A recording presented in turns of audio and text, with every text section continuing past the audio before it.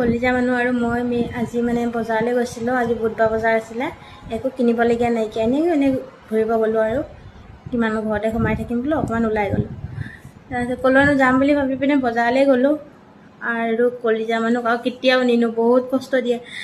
অকলে গৈছোঁ, মই হাজবেণ্ড যোৱা নাই, দোকান আছে যে সেইকাৰণে দোকান এৰি যাব নোৱাৰে, সেইকাৰণে মই আৰু কলিজা মানুহ গৈছিলোঁ। কি যে ক'ম আৰু মানে হাঁহিম নে কান্দিম হৈ গৈছোঁ মই তাত গৈ, মোৰ অৱস্থা বেয়া হৈ গৈছে। তাত নমাই দিলে ইফালে দৌৰিব সিফালে দৌৰিব, যি ভয় লাগিছে, বাইচাঞ্চ হেৰাই গ'লেগৈ মানুহৰ মাজত, আৰু কোচত ল'লে হাত বিষাই যায়গৈ মোৰ, কি কৰিম। তাৰপিছতে নুঘূৰিলোঁ, আধাখিনি ঘূৰি মানে আগলৈ নগ'লোঁ বাৰু, আধা পাই গুচি আহিলোঁ।